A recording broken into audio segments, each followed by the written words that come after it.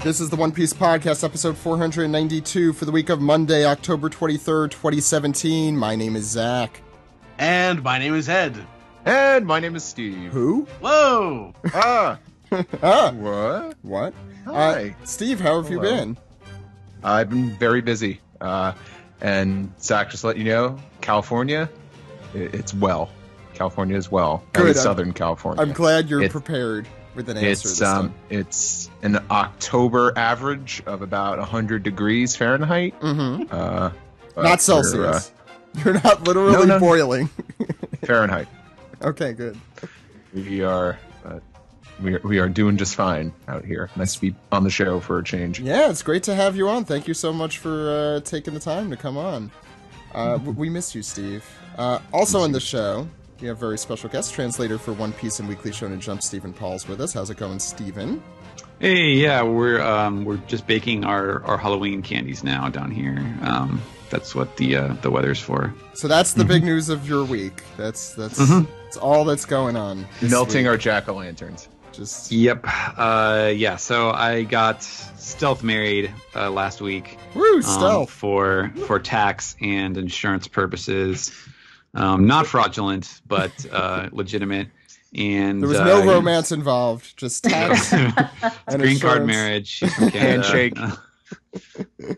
Congratulations, Stephen. Thank you on your unemotional wedding ceremony. Anyway, we also have our editor-in-chief, Kelly's with us. How's it going, Kelly? Great. My house is covered in costume bits and cardboard right now because I did a box robot bar crawl on Saturday, and I'm trying to finalize my Halloween costume for this Saturday. So there are things everywhere in my condo right now. Woo, nice. Yeah. And so that's our crew today. I'm trying to do let's have a few less people on than usual. We'll see how that works. And today we have our manga recap for chapter 882.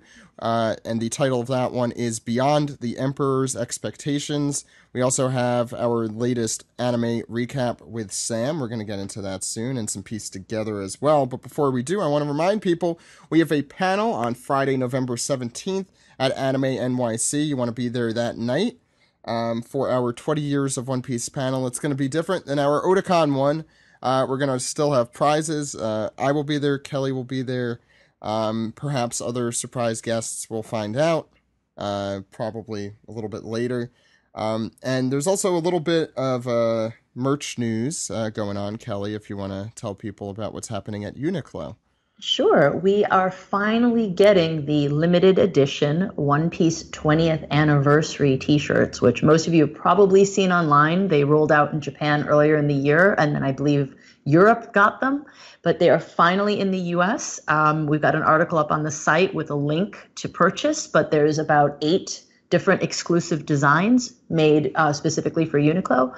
Unfortunately, it looks like it's only men's sizes here in the US, but they go from extra small to extra, extra large. So I think the ladies can still find something that fits a little better. And those are American sizes, not Japanese They are sizes. American sizes, but I was a little bummed that there were no lady sizes, I have to say. That's bumming. You also have a little bit of news for our website. We have a new edition.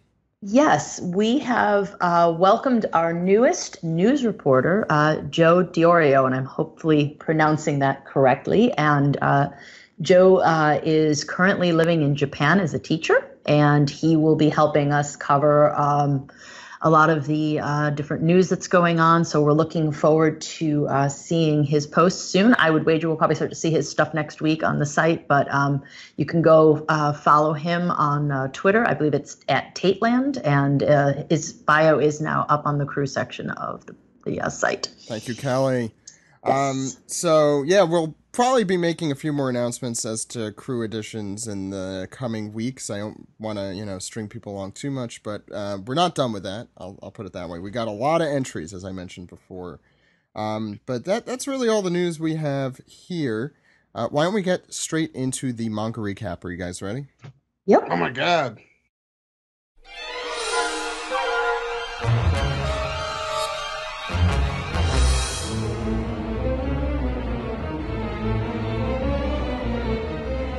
This is the manga recap for chapter 882, Beyond the Emperor's Expectations. Ed, what's going on the front page here? Well, it's the saga of the self-proclaimed Straw Hat Fleet, Volume 16, Idio, Trouble While Sailing on Orlumbus's Ships. And he gets in his own chibi face exclamation point. But that's about it. Yeah, so Oda really had to only draw the waves and the exclamation point and maybe the birds this week. I'm glad you guys are covering this because I took one look at this page and I looked at the ships and I was like, I don't think Oda drew these. Because they're, I gotta say this, no offense, Oda, I love you. They're clean. Mm-hmm. They're the line work on these ships. They're pretty damn clean. We're not really insulting Oda as in so much as we're complimenting his amazing assistance. He has so much to do that he can't spend so much time on this. He shouldn't. And I could totally see an assistant saying, I gotta make Oda Sensei proud. I will make this the best ship. And he stays up for 24 hours a day all week. Oh, is he up to 24 now? Nice. Any thoughts on this besides, I really like that. I mean, there's going to be a lot of ship discussion and not the other kind this week. I like that steamboat looking one in the front there. Mm. Yep, yeah. They're the Triple X Gym Alliance, which sounds bad. Yeah, don't think about what goes on there. You can see Adeo's shoulders. Yep, yeah, tiny little version up in the front there. Hard to miss. I guess there's really nothing else to say about this. I guess, yeah, it's all it does is just confirm, okay, all of them are definitely 5 volumes each, and it seems to be going in direct order as they were introduced in the cup scene. So I guess we know what to expect in that regard. From this point Tontadas. Oh god. Oh, yeah. Ed, before we get to the Tontadas, you also want to go through Oda's author comment this week? Oh, yes. I'm just going to read this and no one comment on it. If you're going to stop taking on challenges, then you may as well be dead. I'm currently challenging myself with Little Sister Moe. Aren't Little Sisters great? It's your Oda, people. What? But, let's just get straight into this chapter. Well, sure. What's a big sister for? But we start off this week with Katakuri doing a Matrix sort of pose. So he's like got his hand up. He's like nobody decides to die because they want to. Most death is unexpected and unwanted. Brule peeks out from the mirror. He's like, that's right. Get stuffed, Straw Hat. Branch? It's Brule. You don't get it. Brother Katakuri is not just undefeated. Not once in his life has his back ever even touched the ground. He's superhuman. Legend says he stood up on his own 2 feet from the moment he was born and fell asleep sitting upright in his chair. He's never laid down in his life. He's a man who even looks down on the earth. Stop it, Brule. He is proud, cold, and powerful at all times. The perfect man. That's our brother Katakuri, and that's who you're dealing with. He's the greatest masterpiece of the Charlotte family. Thought of a shrimpy little whippersnapper matching up to him is simply left. Shut up. Get lost. Ed, you really read all of that. In the same voice. Shut up. So we all know that Brule's middle name is Exposition, and It's hype woman. Katakuri is thinking to himself, my little sister can't be this cute. That's right. oh Well, we haven't seen his God. jawline yet, so I'll reserve judgment until we see that before I can say the stitch is visible. Leave me to. perfect man. Yep. Also, can I just point out that it's kind of a weak rhetorical device for you to say nobody decides to die because they want to, and then immediately follow it with most death is unexpected and unwanted. I mean, you're kind of undercutting your own argument there. Mm. I agree with most of that. Yeah. So Katakuri seems to be the quiet pontificator, and Brule is the opposite of that. I do like that he is not the villain that talks too much, as Ed and I and others here have pointed out. Have been a pretty common theme in One Piece. He, in fact, wants her to shut up. He's just modest. He's so modest. Who's next? That's why he's Oh, the perfect. stop. That's why he's the perfect Stop man. it, Brule. Kelly. And Luffy's attempt to actually shut Brule up is shut down by Katakuri going, "What are you doing to my sister?" And he is now basically all out attack with this Mochi spear here and knocking Luffy to the ground. And we've got the Mochi thrust attack, which sees the spear spinning directly at Luffy's head. And fortunately, he dodges, but a giant hole has been knocked into the mirror world. And we see that Luffy is on the ground going, that was close, as everything seems to start to crack and break around him. I think you skipped over the most important part here, the part where Brule goes, "Eee! Big brother!" Primarily because I think I got so sick of hearing her talk on the other I was pages. going to say that's literally... Less Brule is better Brule. So if this is what Oda means by little sister Moe, I'm fine with it. Yeah, I can deal with that. I like the clean circular hole too. It's a very Mr. Two thing with his little swan feet. You remember that? Yeah. Yes. In Alabasta. That was a good one. So on the next page, we see the after effects on the other side of the, I guess, bulge in the mirror world. It just explodes out the other end to Luffy's shock. And Katakuri explains that his trident here, the spear's name is Mole, presumably because of its burrowing capabilities. I believe it is pronounced mole.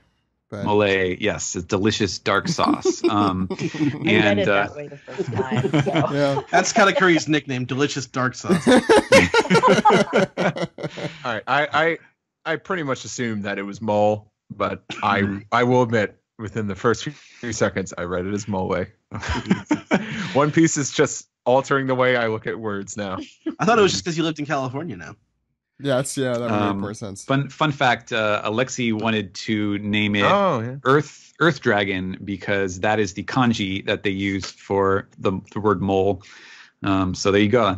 Now you know moles are called Earth Dragons. I know that because of One Punch Man.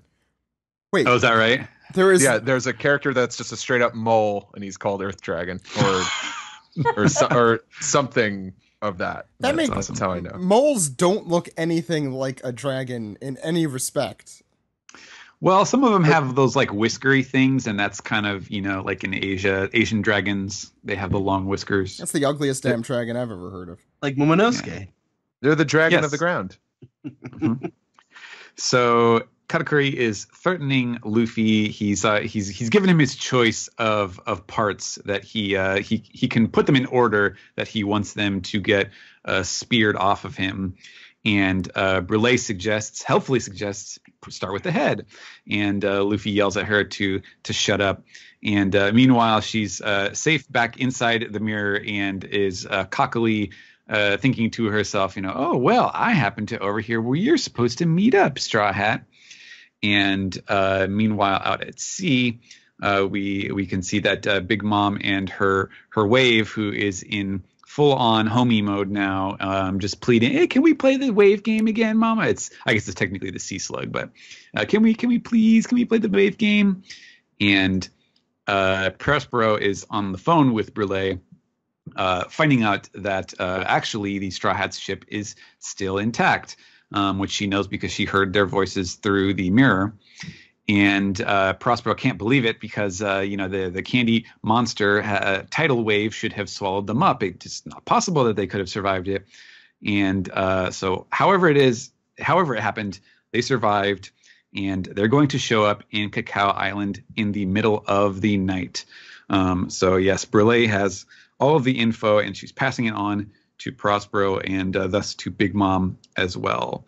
And I don't know if we have seen before Brule's transponder snail here with the little hair branches coming off of it. This looks.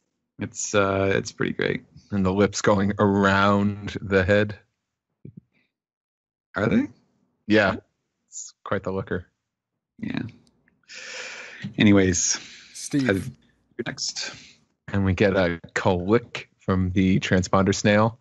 And as Prospero relays the information to Big Mom, says, "Mama, your long-desired cake can be found on Cacao Island. Pudding's baking a new cake there. However, this all plays out It'll happen on that island. I forgot. Every time I've read this, I thought he's saying this to Big Mom, and I'm like, he's kind of revealing what's really going on here, and it's a thought bubble. So he said the quiet part loud and the loud part quiet. Big Mom, still in a trance, says wedding, and he's like, huh? No, wait, where are you going? We can't have any detours. That's Nuts Island. The ship's not heading over there. That island is nuts. Yeah, can we make that a thing? Like anytime something's, I can't That's believe you Nuts said that. Island. That's Nuts so Island. Oh my God. Totally. Thank you guys for picking up on that. The cake is being taken to Cacao Island, and we go back to the mirror world as a bunch of different.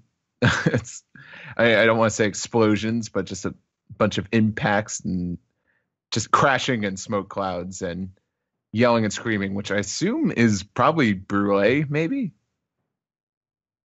I mean, Is there anyone else left? No, I watching think it's still? just anyone whose mirror is on the other side randomly shattering. Yeah. Okay. good call. But Which gives a good kind of like background noise to this fight. we don't necessarily see where the characters are, but we go to the next page. We see through this rubble, this cool shot in the center. We have Luffy heading back as Katakuri charges forward for another mole attack, or what? Not the mole attack. I'm sorry, the Mochi thrust. And what is this here? Is this Luffy kicking off the floor? I can only assume this is Luffy kicking off the floor. Yeah, he's dodging. And as here. as he's moving at lightning speed, with a quing, Katakuri sends his spear thrusting at Luffy, and it just misses his head as Luffy does the fun little thing. I can't remember him doing this recently, but he did it during the fight with Arlong, where he just takes his head and just pulls it to dodge. But of course, he winds up gonking his head on the floor in the process. He did take Brule's advice though, Katakuri, and go for the head. So on the next page, we see the kind of reeling Luffy after that falling, the rest of his body falling to the ground. And Luffy looks pretty damn annoyed, and for good reason, that he is always getting attacked right in the spot where he's going to dodge. As we remember, Katakuri could see 2 panels ahead of us, so he's able to see where Luffy is going to be. And he says that this makes everything twice as tiring, and Katakuri responds, yeah, the same goes for me. I've never had someone avoid so many attacks. It's stressful. Under that armor, there's a lot of neuroticism under that Katakuri. I Look at the that. shadow on his face when he says that. It's so stressful. I mean, I could relate when things don't go, to the plan that your Excel spreadsheet laid out. You get like, what? What's going on?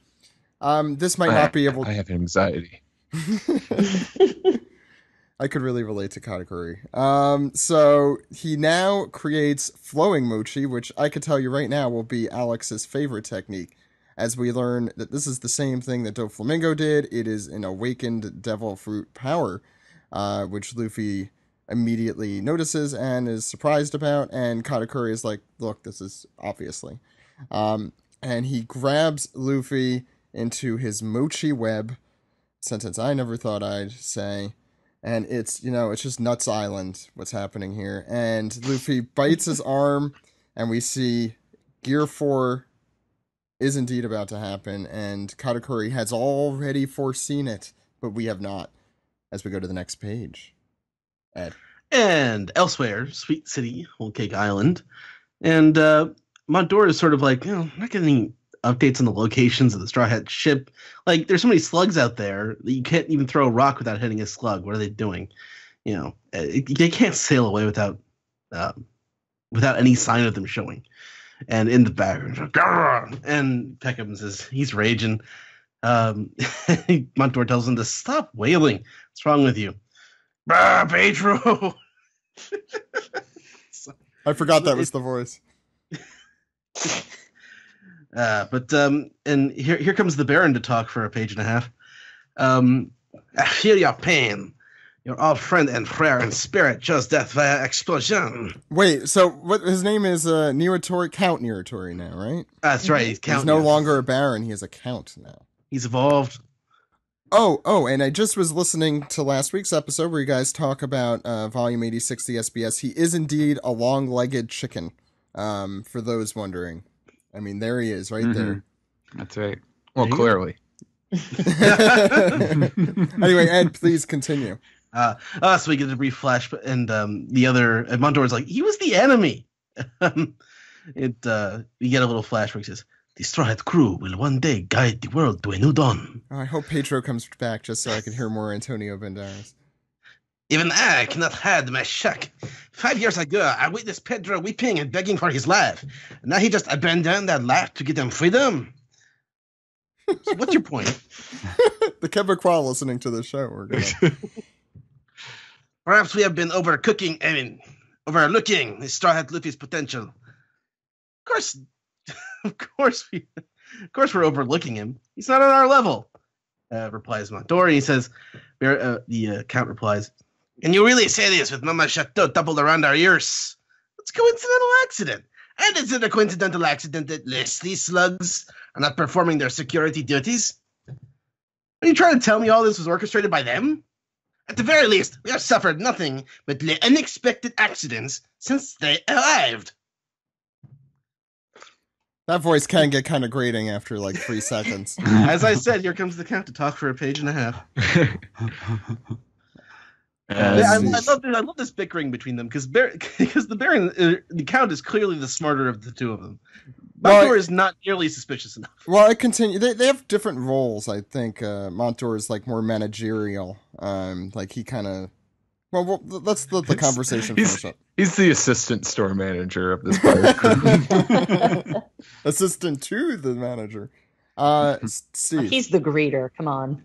And hopefully you enjoyed enough of Niwatori talking, because he talks some more. He says, "A king's pride goes before they fall. We must prevent any possible blow to Mama's reputation by placing powerful battleships along the final stretch of Le Territory." And we get a ring from the transponder snail who I guess it's modeled after these pawns, these lower class Big Mom pirate people, because they're all wearing the same Uncle Sam foam top hat. You can get it at Carnival. It's not Sabo calling. Sir Montour, you have a snail from Custard.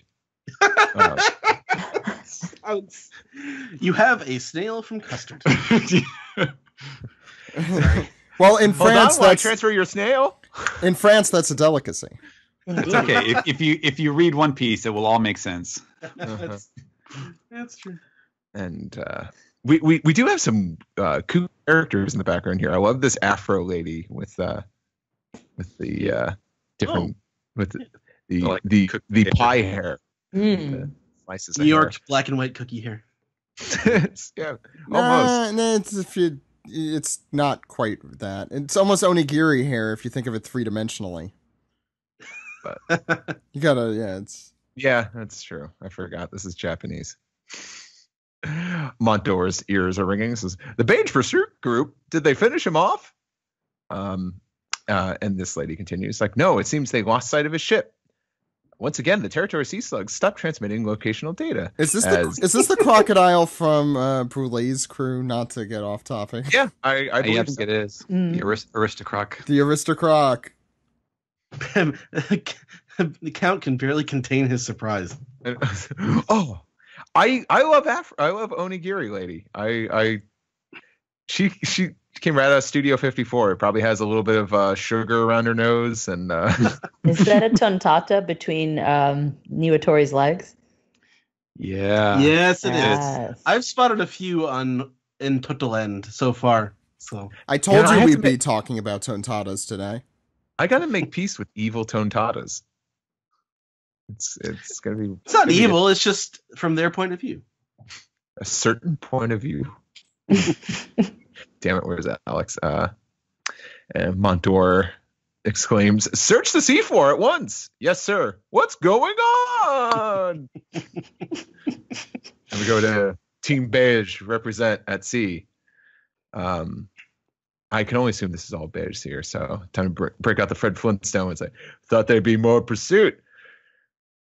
That's a terrible Fred Flintstone. Like, but it looks like the transponder snails aren't setting off the territory sea slugs. I never heard of such a thing. I feel like this is more people talking, but whatever. But it's a welcome development. Hooray!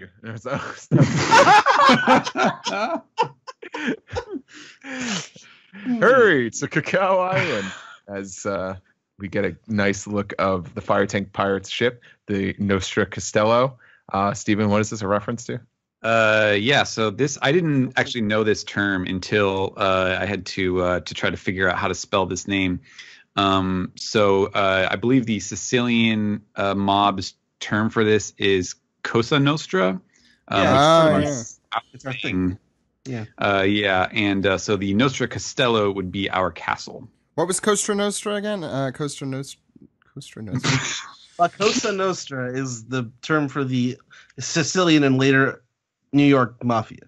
Okay.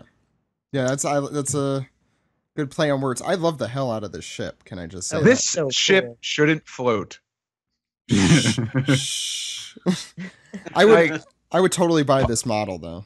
Possibly the castle parts are maybe made out of wood. Maybe it could be faux, like something out of Disneyland. But it has treads. That's the best part. It shouldn't float. That's so good. Come on, It's dude. super floaty metal. But hooray, for it does float, and it's hurrying to Cacao Island as Beige looking just devilish, straight up devilish, saying, "We're taking the shortest route to Chiffon." And everyone says, "Yes, sir." And we cut back to where we just were previously, and we get a click. It's like, this is Nestorte calling from Germa's ship. And Montour says, "Oh, brother, and what is the state of Germa now?" And Nestorte says, "Crushed by the might of 10,000. Their country is in a state of utter ruin." And Montour, who's also looking straight devilish right here, says, "I'd expect no less. Seems a bit drastic, though." God, this page is hilarious. This is a great setup punchline on this next page. Kelly, give us some punchline. And Yeah, we got a sound effect of grin in case you couldn't tell he was grinning. Yes. And what probably is my favorite page spread in the whole chapter, we see that all of this was an absolute lie. So, Montdoors, you'd better not have destroyed their clone production system, too. Not to worry. That was the whole point of this, after all. Meanwhile, on the German kingdom, a pile of bodies. And if you look, you can see Panda Man down there, just above Ichiji, giving, looks like a little peace sign. And yeah, there he is. Yeah, which I figured he'd be in here, so I spent a while earlier looking for him. And you see that the Germa siblings have actually taken out the 10,000 strong army that was sent to them. And we've got, but everything else has been level. Wow, that's good to hear. Sucks for you that you caught our eye, Germa. So they are completely none the wiser, and we get a da-dome. And Niji continuing, and what about the Straw Hats? Sadly, we let them sail away. They're trying to escape due west, but it's only a matter of time until we catch them. And the siblings are looking at each other, and we get a, let's go, get the ship moving.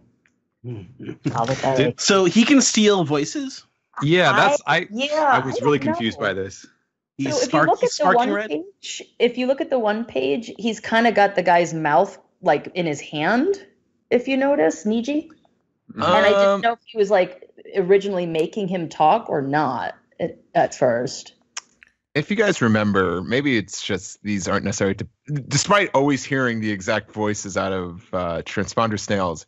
Think back to Little Garden when Sanji spoke through Mr. Three's transponder snail and Crocodile. Yeah, but Crocodile never met any of his agents, and we have to assume Montour knows, what's his name again? Nestorte?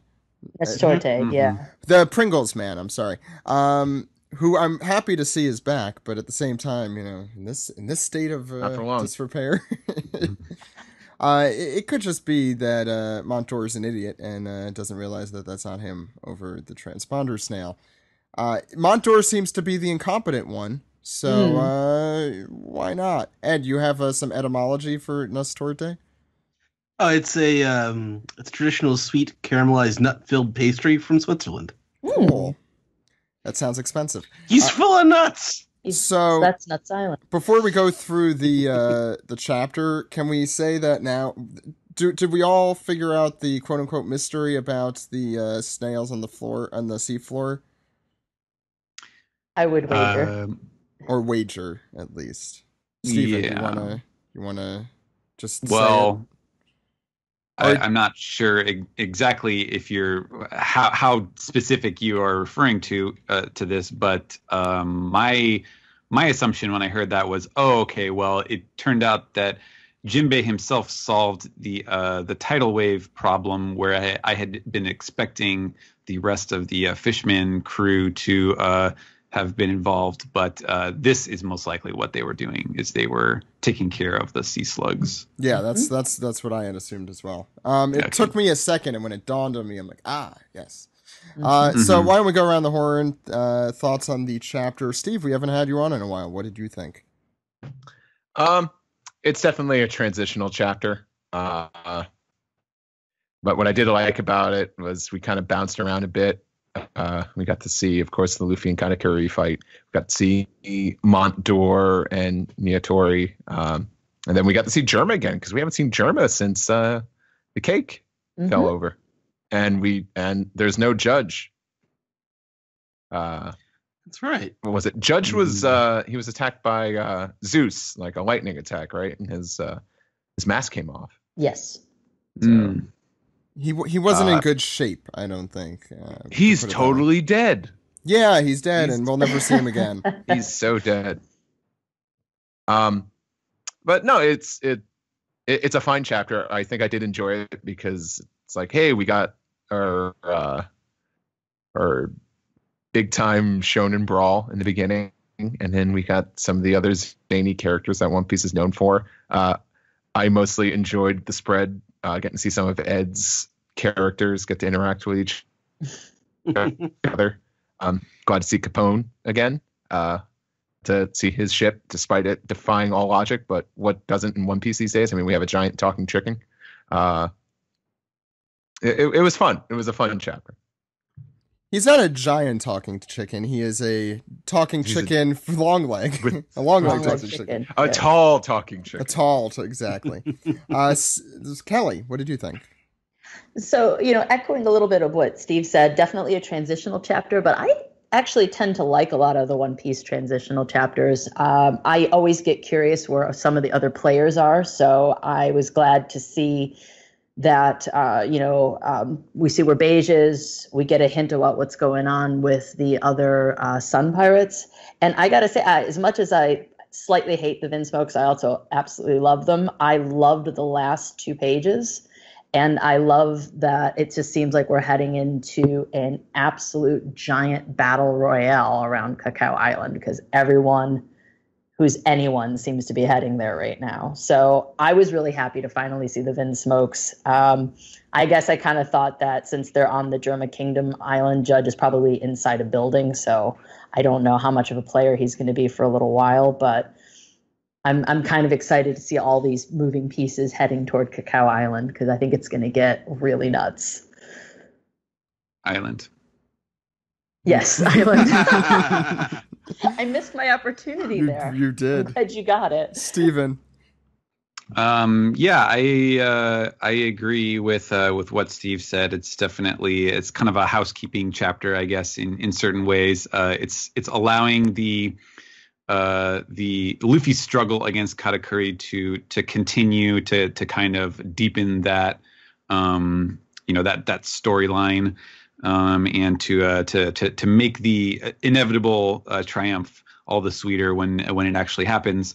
I liked that Brule, kind of serves as the focusing agent, where she has the relevant information to pass along to keep Big Mom focused on the thrust of the plot, keeping her moving in the right direction. Although much like a a certain figure in the real world. She is easily distracted by pointless impulses, and so we'll see how successful that is. But and then I was also like, I just been getting kind of annoyed at how long it had been since we heard from Germa. So it's nice to get them reintroduced and reoriented in the story. And it'll be interesting to see where exactly he's going to take them in this whole little puzzle. But other than that, yeah, it just seems like, okay, now everybody is getting regrouped and reoriented and heading towards whatever this ridiculous climax is going to look like. So that's exciting. Yeah, and I gotta say, Stephen, you've piqued my interest to see a Big Mom Twitter account. Wow. Yeah, that's how wars are started. Yeah. Ed, final thoughts on the chapter? I had so much fun doing this chapter. just selfish reasons. I love this chapter, but I was excited for the return of Germa. In response to the author comments in the back, just sort of pointing out that Brûlé was actually being that character in this chapter was hilarious. I wonder, like, Oda must know what chapters are going to appear with what comments at this point. Like, he's got to know, right?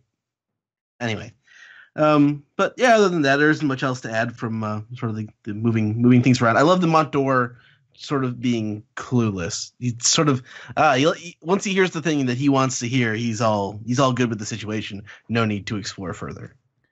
Yeah, I mean, just to add a couple thoughts, I really enjoyed it. I thought this was a very satisfying chapter after a break. It was definitely transitional. I'm not disputing that. I think the highlight, or one of the highlights for me, was the contrast in managerial styles between Montdor and Iwatori / Tamago, whatever you want to call him. It's amazing how, you see, we're at the point where we're fighting emperors, so you're hoping that they're kind of a little bit smarter because they were able to get to this level and this status. So Niwatori kind of represents the reader, where it's like, you should probably realize that the Straw Hats are, kind of going crazy, and they might win, and they probably will win, and you should take this seriously. And Niwatori 100% takes this, as seriously as he can. The pride goes before a fall, I think, is a good and very prescient line. And I'm sure that for him, as readers, we're sure that's it's awesome that the Count is like one of Big Mom's actual best advisors, but I don't know if we've ever actually seen them interact. Exactly. Montdor, for whatever reason, is kind of the man on the ground, telling people what to do, and it's very, I think Big Mom's managerial style is very similar to the certain person we were mentioning, in that she seems to just, you guys do it. I'm just going to run around and create chaos all day. But tweet about cake. Tweet about cake. Just her whole feed is just wedding cake at this point. Fishman Island has been very unfair to Totoland. They owe us lots of sweets, and they will pay. Not good. Someone has to start this Twitter account. Yeah. And we have Montdor being the Ryan's Priebus and Niwatori being the Kelly. They're both probably not, going to be very successful in what they're doing. But, that's what happens when you have a crazy boss running around trying to get wedding cake. I've lost the analogy here. I miss Ranch Penis. That is the correct pronunciation. What? Steve, it's fine, Steve. One of the highlights of the chapter for me was also just getting to see Capone again and getting to see a ship again. It's super awesome. Germa, I'm still very skeptical about, but it was a very cool reappearance, and especially since Judge wasn't there. Yeah, now that you guys hate Judge. I guess he is an asshole. More so than any of the other characters. He's the biggest asshole in the family. Yonji's a pretty big asshole. Yonji's number 2. He didn't have a choice, really. Yonji's a spoiled asshole. I hate spoiled assholes more than regular assholes. Yeah, I wish they were fresh. Okay. And to just round us off here, the Katakuri Luffy fight, I'm happy it's finally kicking into gear.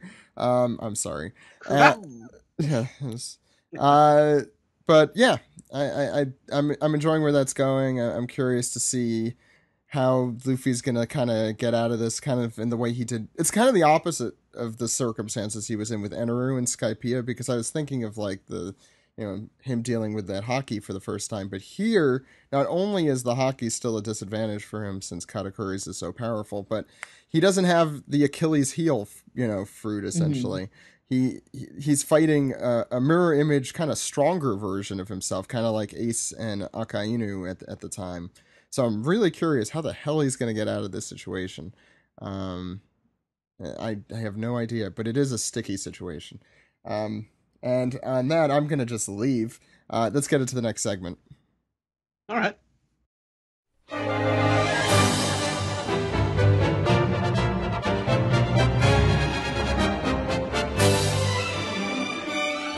This is the anime recap for episode 810, The End of the Adventure, Sanji's Resolute Proposal. I'm your host Sam, and today with me we have, once again, Ed. How's it going, Ed? It's going all right, and I will say, I didn't mention this in the manga recap, but honestly, I enjoyed the anime more than the manga this week, and I haven't said that maybe in years. Man, I am not in your boat, but okay. Well, I thought the structure of the episode, because it's so hard to talk about any of what happened with Pudding in this episode without talking about spoilers. Right. So I kind of just have to comment on the style of the thing without talking about the content. Well, I think it's okay if we're a little tiny bit spoilery. I doubt there's many people listening who aren't up on the manga. I know, but I got criticized for when I used to host this segment for spoiling too much. So I try not to do it when I'm on this segment. It's hard for me, though. The title card this week begins at 4 minutes and 42 seconds, and it opens with the army closing in on Luffy, Nami, and King Bomb. We see a bunch of the people from Big Mom's army. Specifically, we're getting some good shots of Master Capone and Just Capone. Is that their name? Yes, and we actually just did a... Actually, God, this is going to appear really out of order. Because we were actually recording this segment last. We actually play a trivia game with at the end of the like with the kind of stuff you do with Jammer or something. Yeah, pretty much at the end of the episode. So.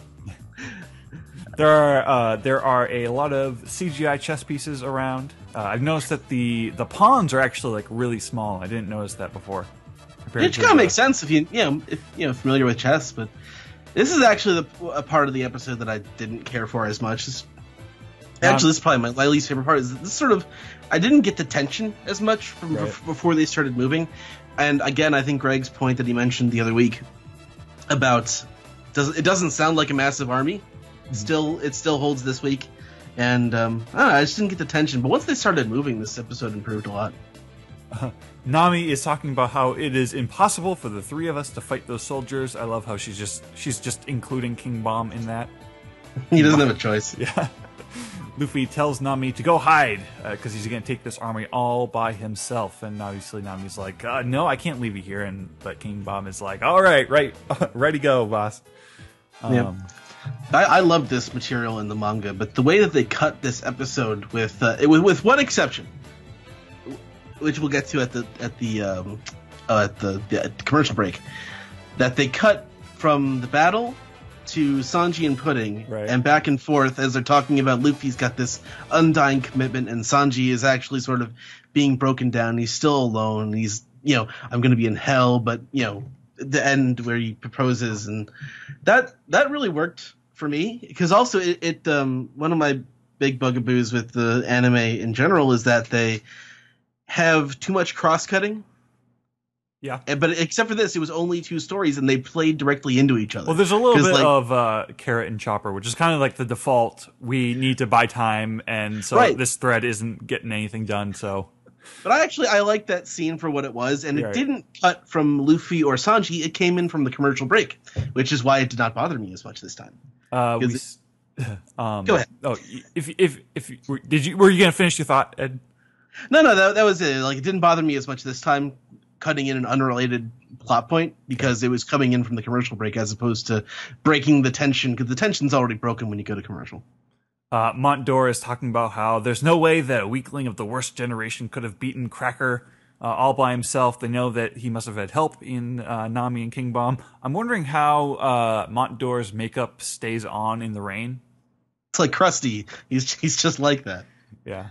And then the big fight starts, and Luffy punches one of the big guys, one of Opera's, like, from Opera's litter, basically. It may have been we did the names. It was one of them is cadenza. They're all musical terms. And there's a big action scene. I in my ANN review, I was kind of down on the animation for this segment, but like revisiting it for notes, it looked a lot better than I remember. At least this part. This part looks pretty good. Oh, the part where he punches Opera's underling, right? That was awesome. Although he bounces back really fast. And when he's like twisting up for the like the Gum Gum Storm, and like he catches an arrow in his mouth and then creates a big tornado, and that stuff is pretty good. We cut to Sanji and Pudding having their little conversation. They're sat on a couch. They're in a private room together. Pudding is trying to tell Sanji about how Big Mom tends to put bomb bracelets on brides and grooms who are at risk of running away. And then he reveals that he's already got the bracelet on. He already knows the whole shebang. His family is really awful. He pulls the fake mask off to show all the damage that his brothers had inflicted on him recently, and Pudding is like, she's shocked, she's astonished, she can't believe it. This is the part that it's hard to talk about without spoiling. Sanji's talking about how he's just like, you know what, I just decided to stop resisting. And then we're back to Luffy. There's I think it's so brutal emotionally with Sanji is like he's given up, but Luffy doesn't give up, and they cut between that, and it just heightens the tension. There was a scene where Luffy's doing the giant axe, which I think is repeated from a Luffy versus Cracker fight episode. Maybe. And we see Opera using cream that is so sweet that it burns Luffy, and his arm is set on fire. Yeah, I didn't really get that, but I mean, I understand it, but I don't get it. Bobbins is attacking Luffy, and Nami, that was cool. Nami shows up to save the day. She's not listening to Luffy, who's told her to go and hide. Then we get the scene with Carrot and Chopper. There's a cool moment where Chopper goes heavy point, and he grabs Randolph's spear right in the nick of time. And that's where that scene ends. You're like, we're not going to run anymore, and we won't see them until next episode, which is fine. I thought the little scene with Carrot and Chopper was a good reminder. We come back to Sanji and Pudding, and then almost immediately we're back to Luffy fighting. We're just cross-cutting back and forth between these two scenes a lot for the rest of it. It accelerates. Yeah, it accelerates. It actually reminds me of what I think might be my favorite episode of the anime stylistically, which is the episode where Sanji confronts Robin at the canal in Water 7, and they do a spinning thingy. It has the most cinematic technique, I think, of any One Piece episode. Pudding she's putting on the waterwork. She's talking about, I won't let your marriage to me be hell, and she's and then she's apologizing. She's like, oh no, that was presumptuous of me to assume that we're still getting married after all this. I was enjoying this at face level. I can't think about what happens in the future. We see Nami using her weather egg to create a big lightning storm. And then the last couple of minutes of the episode are just like Sanji kind of lost in thought, like hearing Luffy's voices in his head. And it's like it's very kind of slow and drawn out. And eventually he starts to move towards her, gives her a hug, and he's like, all right, let's get married tomorrow. And then there's an ominous boom, thunder. That was so awesome. I applauded in my apartment. Really? Yeah, a little bit. So what are your... Honestly, I could have done without the second lightning at the very end. I could have done without that. Just end it up. Let's get. That's like it feels more. That's where I would prefer it. If we had one, I would prefer it after he says that because at the time, if you don't know what's happening next, it's pretty innocuous. It's just like atmospheric and cool and stuff like that. You're saying that the second one is foreshadowing? Yeah, exactly. I think that's the intent. I can see that. Yeah. Any general thoughts on the episode?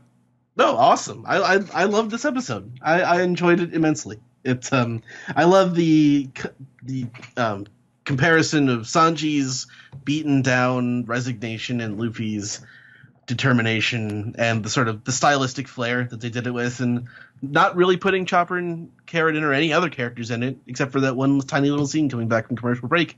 And music, I think, was well done in this episode. And it didn't stand out or anything, but it didn't feel incongruous either. So, really good stuff all around. I'm not as warm on it. The pacing is really bothering me at this point in the series, because this is like they broke this one major. If Sanji and Pudding, like, being like a good couple is like the first beat in this like Pudding thread of the story, right? Right. Like, it's just like we're breaking this part of the story up into too many pieces and making it too dramatic of a moment when there's going to be so many other moments and changes with this character coming up. So that pacing is just like it's not working for me.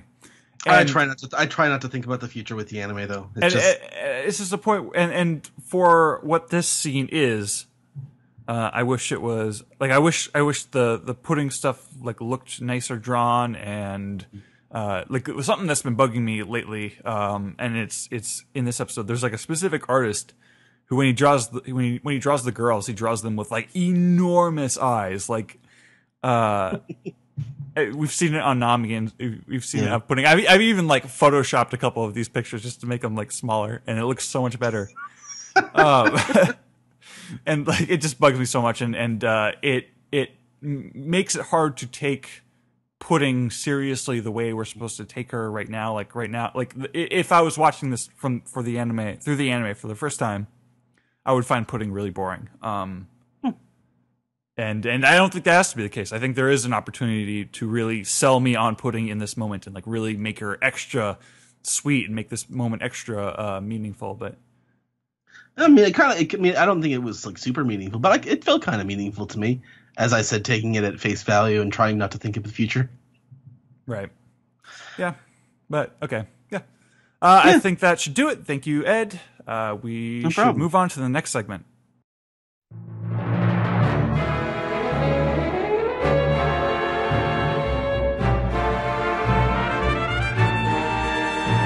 This is the Piece Together segment where we take your questions, comments, and theories. Let's start with our favorite segment, Ed.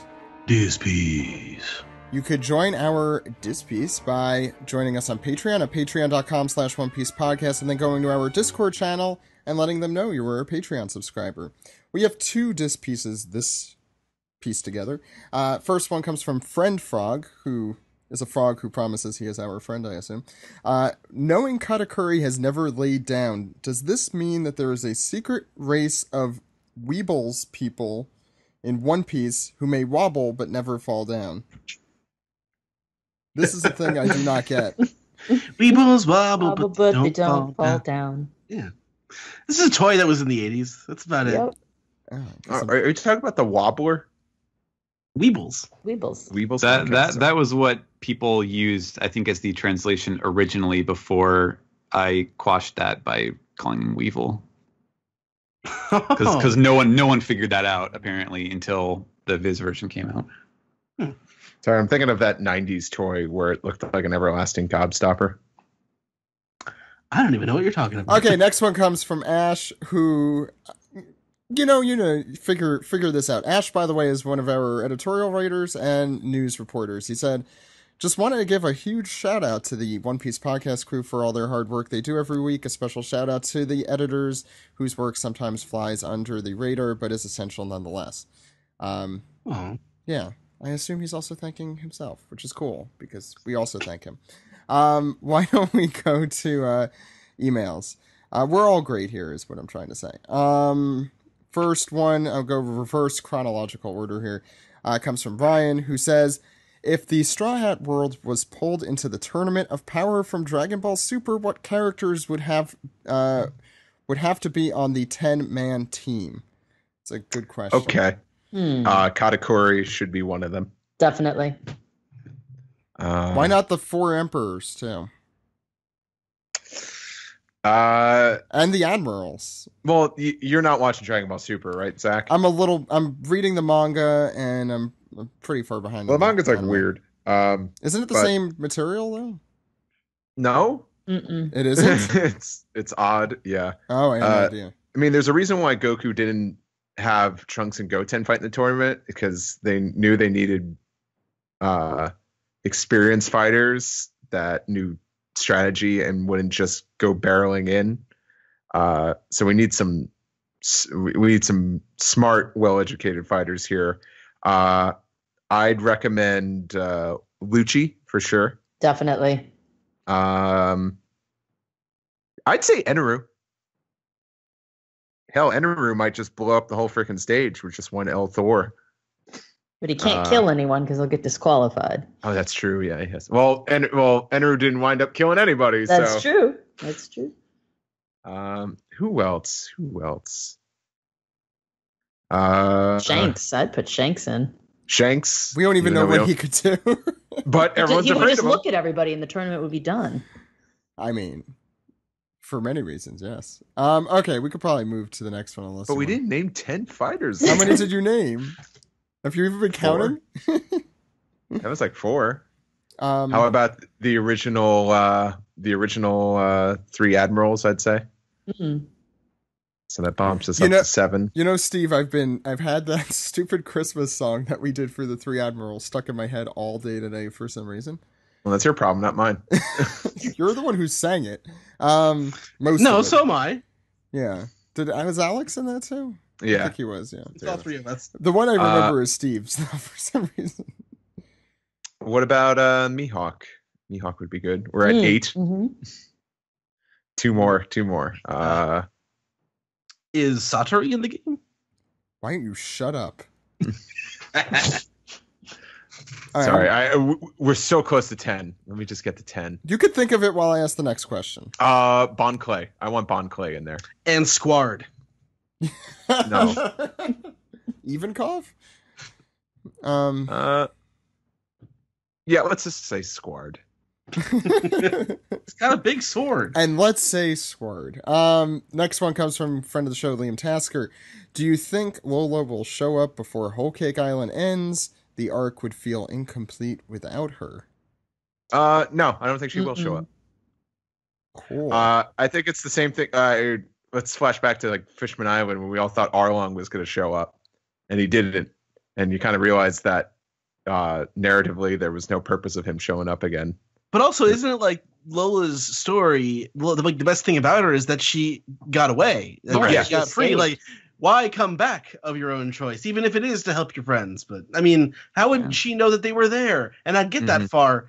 And I've thought too much about this. She's last of we saw her. Was it Water 7? Yeah, she's hanging out at the bar. Yeah. I think it would be fun if there was a scene with Lola and Chiffon where, you just get the impact of their crazy looking face, 2 times, but that doesn't have to happen in real time. That could be a flashback or something. And Pound should be there too. Yeah. It'd be great. Next question Would comes. take up an entire 2-page spread, their faces. Yes. What a spread it would be. I'd hang that on. Well, no, I wouldn't. Next question comes from Brandon. I Salutations. hung it on the wall. Salutations, One Piece podcast. To this day, we still know so little about the Green Bull, Admiral Green Bull. What's his actual name? Yokugu. Oh, I could pronounce that. Are still making theories about the guy. Did you know that he was first mentioned in chapter 713? We're in chapter 882 now, and we still know next to nothing about him. Classic One Sounds Piece. like a standard One Piece character introduction. Exactly. Ichiro long game Oda. As you know, all the admirals have a certain theme behind them that represents their take on what justice is. For example, Fujitora was blind justice, Akainu was absolute justice, I'll add in Kizaru was gray area justice. What was... lazy justice was Aokiji. Anyway, my idea, and this being the reader, is that Green Bull's sense of justice could be that he favors the strong live, weak die kind of thing, akin to the law of nature. Do you guys have... That would fit his naming scheme, he said, but... would it? I guess Bulls just run through whatever they... Green justice. Protect the environment. Well, Planet? he'd be my favorite character. Anyone else? Nope. I don't know. Like, I'm not even really that interested in him until we get more information, because there's nothing. It's a blank slate. Like you could Mhm. pretty much argue anything at this point. So yeah, I'm not worried about it at this point. I mean, pheasants aren't particularly lazy. Monkeys aren't particularly, kind of hard to read. Well, some monkeys. And dogs are certainly not, evil and absolutist unless it comes to food.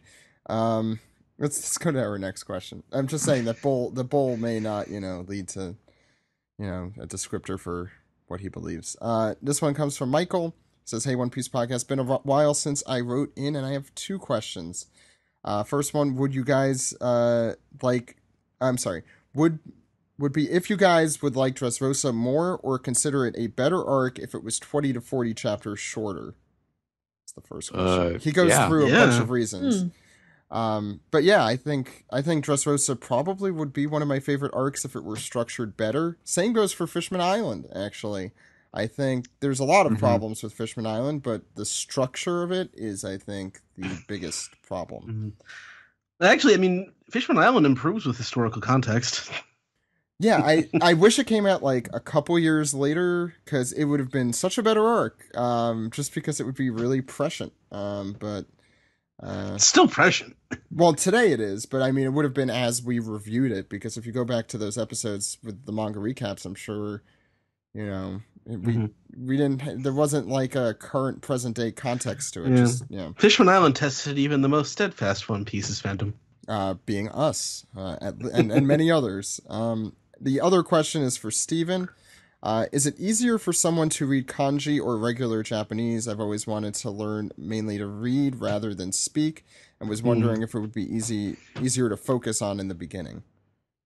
So I guess he means compared to katakana and hiragana? Yeah. Well, it's it's a little tricky to answer this, but basically once you understand kanji, once you have a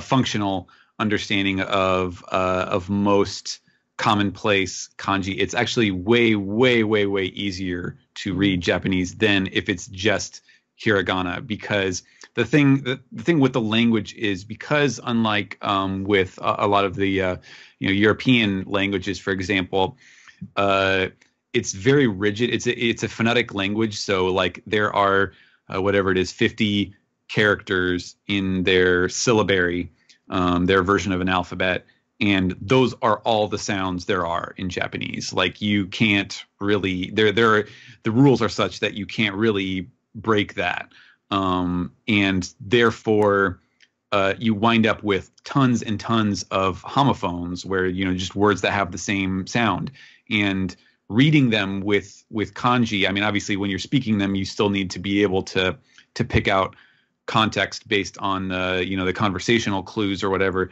but when reading them, like, you need to know those kanji, because that's how you tell which version of like a word like shinko. There's probably like 50 different kanji versions of that correspond to completely different words, and because it's just a very common set of syllables and characters. So it's really I mean, if you're serious about using it and actually having it be useful, like, you need to know that stuff, because without it, like, it's gonna be way harder. You're not gonna be able to retain that information. Like, you want to have that kanji to match to all the vocabulary words that you're learning. And it's very hard, but learning a language is hard. So it's just kind of something you have to kind of suck up and get over the hump with, because it's really the only way to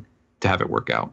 Yeah, I wish I feel like you need a certain brain almost to like be able to process that kind of stuff, or just learning it earlier in life. That helps. Yeah. Anyway, next one comes from Jacob. Will we see a were-rabbit at the climax of this arc? So note, there's context to this. Note that when Luffy, Sanji, and the rest of the Straw Hat rendezvous will be around midnight.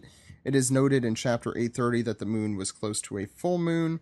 This is when they were moving through. He says the frozen sea, but I think he means the candy sea, or what was it? Yeah. With the bugs? With the bugs? Syrup. Carrot would need a boost like this to deal with Perispero. I feel she is one most likely to deal with him, though I thought we would be more likely to see the Minx and the Full Moon during the Wano arc. Love the show. So yeah, what do you guys think? I would not have guessed that we would see that. Now, I also thought it was going to be a Wano thing, but that is true that they did mention the moon, so that's a good call.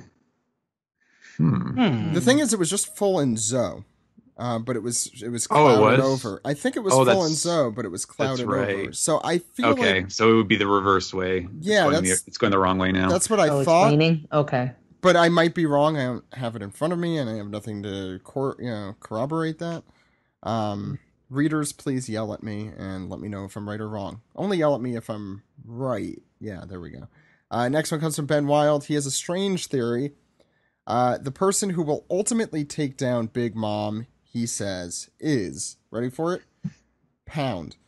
We know that he is at sea between Whole Cake and Cacao Island.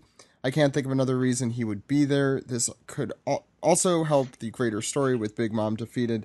Luffy will most likely get the credit for it. This will not sit well with him. He will demand... Wait, I can't even continue reading this. How the hell would Pound... I can't. I'm leaving. I'm just going to step out right now. Do you guys have any thoughts on this, though? I don't know if this ship may I have already sailed for this arc, but I don't necessarily I don't know how I feel about the implication of domestic abuse going on here between former spouses. Yeah, I think it's in the other direction normally in Big Mom's relationships, if I could tell, because we saw Pound buried in the ground, so I'm not. How did he get there? That's a good question, but I'm not. She just hit him on the head with her fist, and he just dug. He sank into the ground, and he was stuck there like a cartoon. Yeah, it was a very Looney Tunes moment. Yeah. Final email comes from Just Martin. That's all he is. He's enamored with our podcast. Thank you very much. Being an avid fan of One Piece for a better part of my life, I found it to be strenuous to seek out other fans of the Splendid series to speak out theories and opinions. Thank you so much. That being said, I have some thoughts and I would enjoy your opinions on. Accepting that Monet is dead, which I am sure she is. Okay, well... we hope, but we don't know. So accepting that Monet is dead, what do you think happened to her devil fruit? To my memory, every devil fruit user who has died in the present story has had their power move on to another user of devil fruit. I find it suspicious that we see Monet die on an island with no vegetation. In the same arc, we see fruits having the ability to inhabit another fruit. We've talked about this theory before because he says the trees on the Thousand Sunny, maybe one of them have it. Right. He also says I could see Jewelry Bonnie eating it, since it's so clear to me that she could have many devil fruits, and she has so many people in the series already. Yeah, definitely.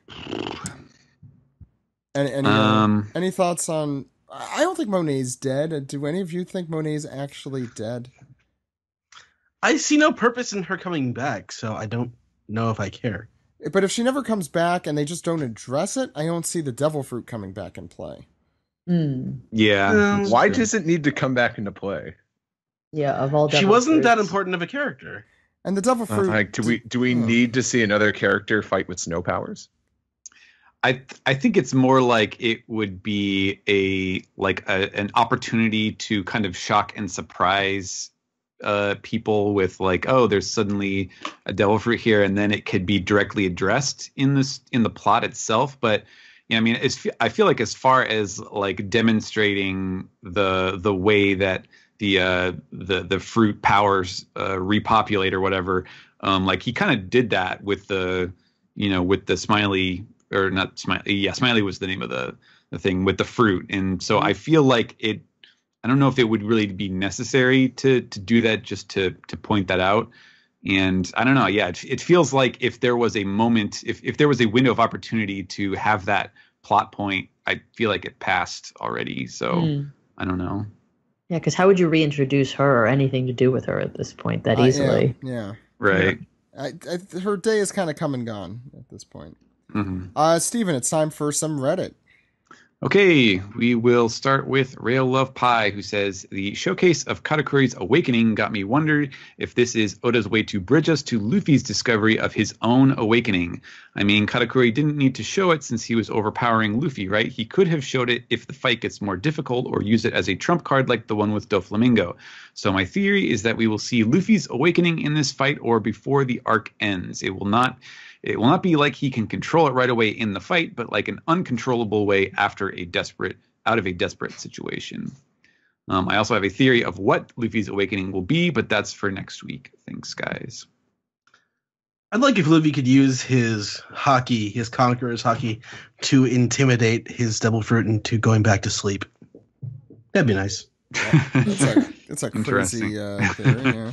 Yeah, I don't really know how I feel about the Awakened Devil Fruits yet. We haven't seen much of it. I don't hate it yet, but I'm not in love with the concept.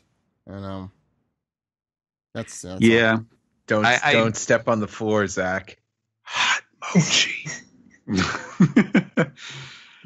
I mean, I guess if we're going by the pattern, then it's Luffy's going to turn the mirror world into a bounce house. Sort of thing. That sounds awesome. I don't know. And not intimidating it sounds at awesome. all. Yeah, it sounds awesome, but not necessarily helpful in this context. But I don't know. I do think that's a pretty smart observation about the potential like plot direction of that. I've seen people speculating like, oh, what was it? Chapter 338 was the one where Luffy revealed Gear 3 or something. And so, what if chapter 883 is the one where he does Gear 5 or something like that? And which is like the dumbest thing I could possibly come up with. But I feel like an awakening is a pretty good, I think it's ripe for exploring more, so I guess I'm not that surprised that he brought it up in this situation here. I mean, it seems like the next transformation for Luffy has to be that, because that's the only kind of thing on the table as far as Oda's story-wise, has put there. And also Luffy has had enough time to digest it since Doflamingo, and that's kind of how the other gears happened. They saw the Rokushiki, the six powers. That's how the original gears came about. So and then the 4 was more of a haki kind of usage. So it makes sense that 5 or whatever he ends up doing is related to that. Just because it's the only other thing that he hasn't done that other people have that he could take advantage of, as far as we know. Yeah. Our next comment is from Samuel1698, who has some thoughts on the Nakama versus crewmate discussions. Although I missed them, you didn't. They are still going on to this day. I'd like to come to Nakama's defense a little bit. I was first introduced to that word in the Latin American One Piece communities, since they are used in the fan-made episode subtitles and in the manga translations, and in there the word fits perfectly. In English, there is crewmate to translate it, but there isn't a word like that in Spanish. Closest you can get is tripulante, but that word has no friendship connotation like crewmate and nakama do. You could get around this problem by using more than one word by saying something like parte de la tripulación, part of the crew, but it'd still be imperfect. I'm pretty sure Stephen can relate to this problem. So for someone who comes to the English One Piece community from outside, the use of nakama doesn't seem so bad. As to why they say nakama instead of tripulante, it's because in general it's easier to assign a meaning to an alien word than it is to redefine an existing one.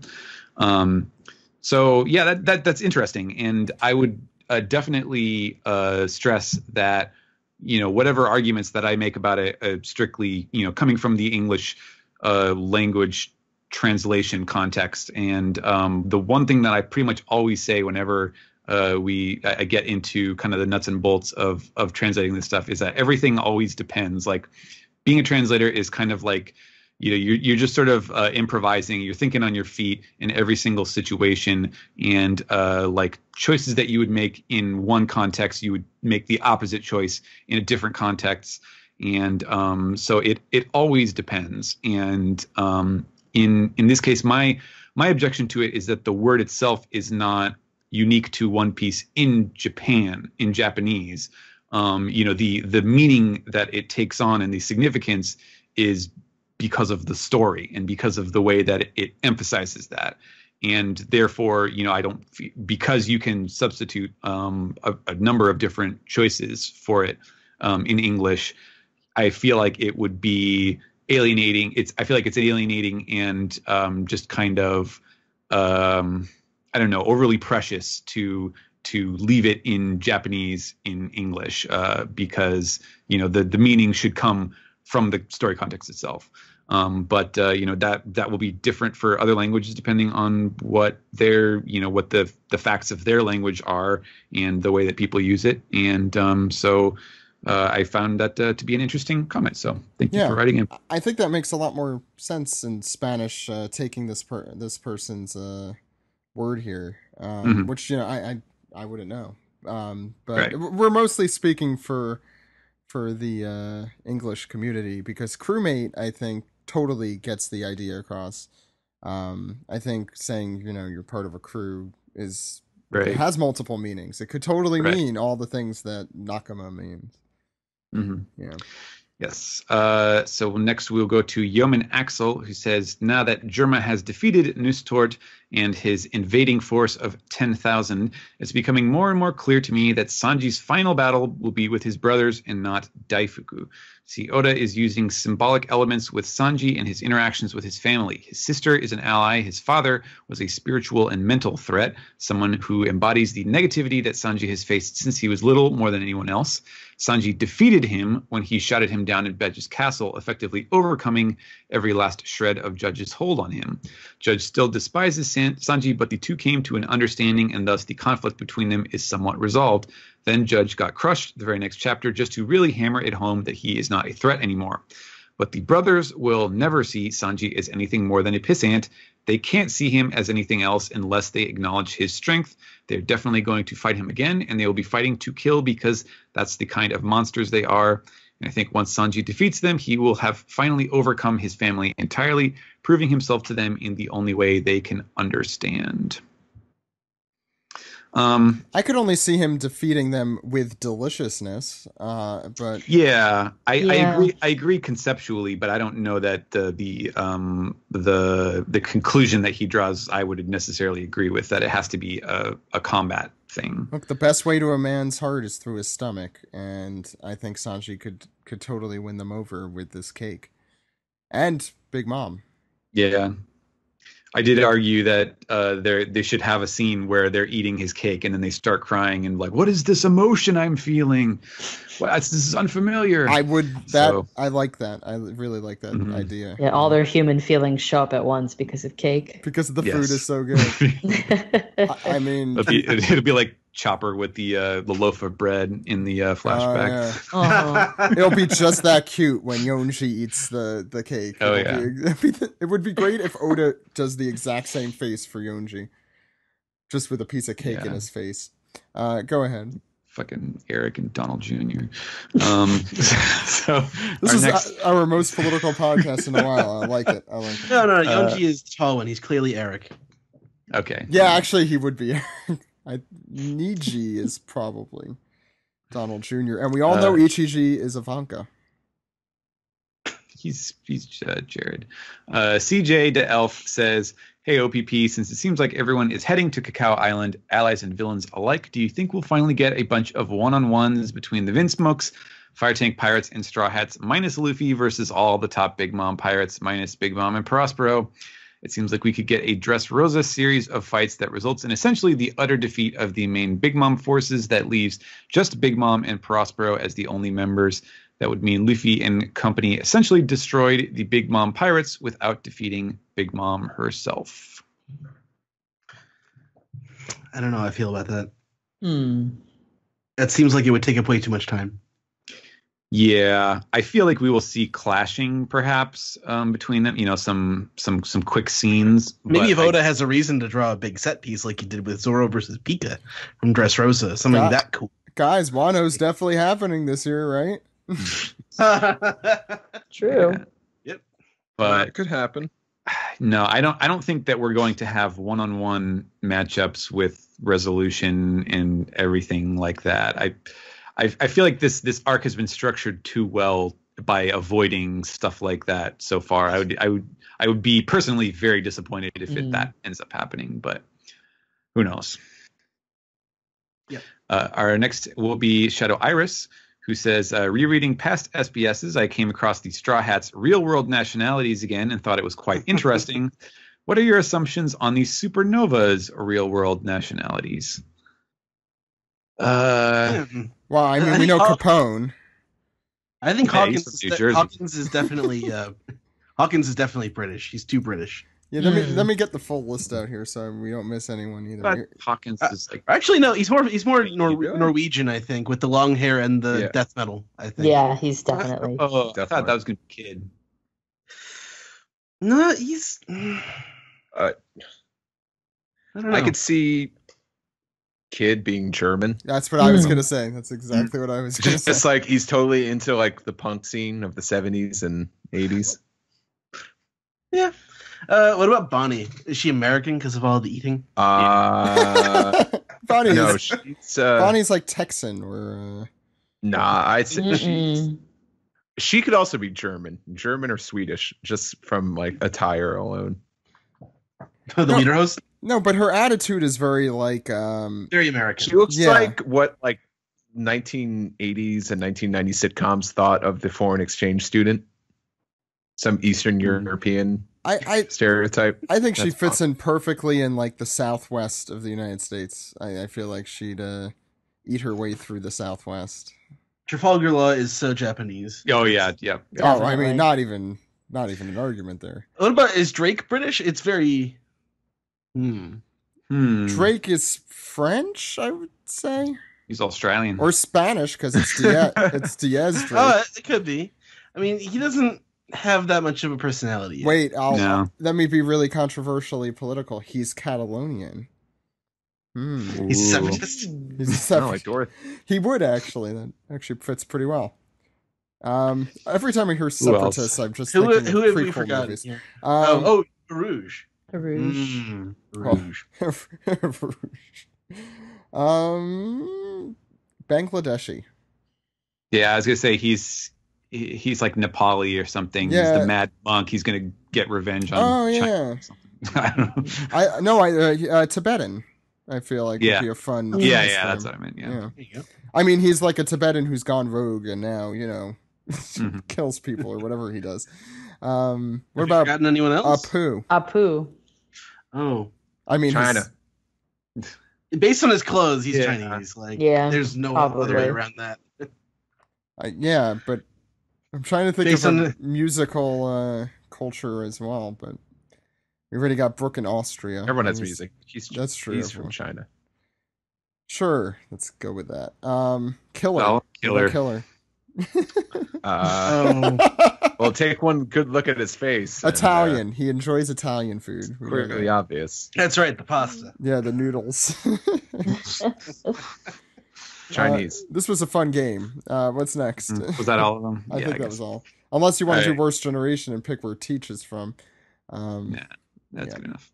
Ulairi23 says, "Hey OPP, and a special hello to the sharp and witty Stephen Paul." I'm reading it. Yeah, sure. Yeah. It says I'm handsome, cute, and sexy too. With it looking like wait, you're reading my question, Stephen? They're looking like everyone is going to be meeting up at Cacao Island. I thought of which characters I would like to see interact. So, which two characters from the Whole Cake Island arc would you like to take a hypothetical baking class together? My vote is for Ichiji and Chopper. So are these like people who need to learn to cook? I'm wondering. Because Ichiji and Chopper definitely don't know how to cook. I'm also not sure what the defining, like why those two in particular. I think a better question would be not to take. I think a better question than your question would who would teach the baking class?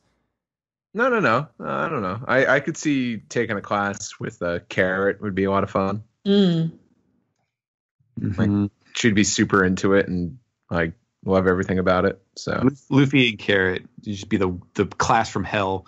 Oh yeah, be throwing food, eating food. All right, you want to go to the next one? Okay.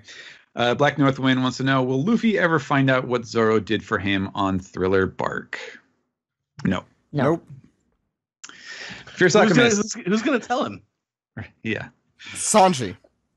Hey, Luffy, you remember 2 years ago when there was that one thing that happened and we didn't tell you this, but And actually... you were asleep. And... The reason it's such a good moment is because Luffy will never know. Yeah, exactly. And they don't know because Zoro never told anyone. So No, Sanji was there and saw what or heard. But what Sanji happened. won't tell anyone. No, he won't. And so was Lola, right? Yeah, I think. Oh, yeah, I think that's... She may spoil the surprise. Oh, it's the guy who saved your life, Luffy. Yeah, What? she's going to show up and she's going to tell them all what happened. Brooke was the one. Oh, you're right. You're right. Brooke saw it. They had a conversation, Zoro and Brooke. Yeah, because Sanji was knocked out.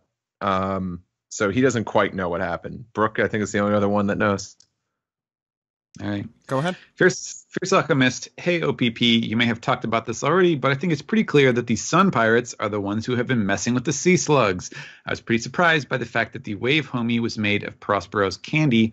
Does this affect any of your thoughts on how Devil Fruit abilities work with the sea? Well, I think we did complain about the second part. I was going to say wonder about, but yes, complain about was probably a better description. We did. I think we are all on board that the Sun Pirates are the ones. I'm actually surprised this is the first comment we've had about that. I feel like that's like a ripe for like it was implied, but you don't kind of have to dig a little and figure it out. Yeah. New Veiled says there's been a lot of discussion about devil fruits, which fruits are permanent and which are deactivated when the user faints. I have a thought about this, so I'd figured I'd share it. Sugar's fruit deactivated when she fainted because it's a fruit that puts a glamour on a living person as opposed to transforming an object. The living things always want to go back to their original form, so it requires an effort on the part of the user to keep them in the new form.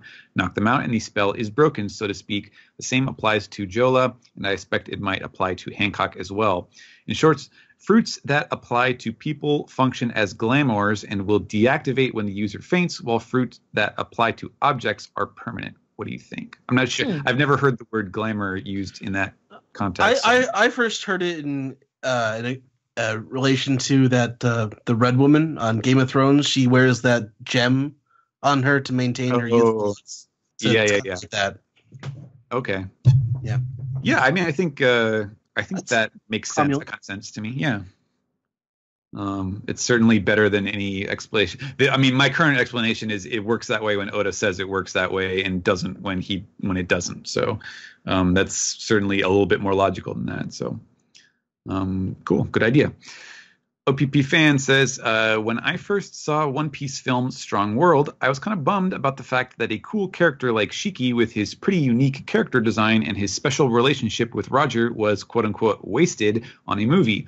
And when the news confirmed the main villain of film Z to be a former admiral from the previous era, I was like, why can't we get this former admiral in the manga instead? So what is the plotline, character, or devil fruit power that you feel were wasted on a movie or filler arc? Oh man. I mean, I agree. I think Shiki, Oda originally wanted Shiki to be in an arc, as I recall, from one of the interviews way back. He was like thinking about it. His editors kind of poo-pooed it. Yeah. I mean, I think that it's like, I mean, Oda has come up with hundreds and hundreds of characters. Like he can always come up with something more that is still cool. It's not like, one particular idea can't be introduced in a similar, if not, the exact same way in the future. So I guess I don't see it as a problem. Just one more kind of tangential note on Shiki. I'd say Shiki was canon, and maybe even in Chapter 0, but not the movie, because Shiki's mentioned in Impel Down. It's like really splitting hairs here as to what's canon, but in my opinion. Sure. I mean, it's like, yeah, his character is canon, and what would happen if the Straw Hats came across him? Strong World would happen. That's kind of how you can look at it. And Chapter 0 kind of fits with everything as well. So. Mm-hmm.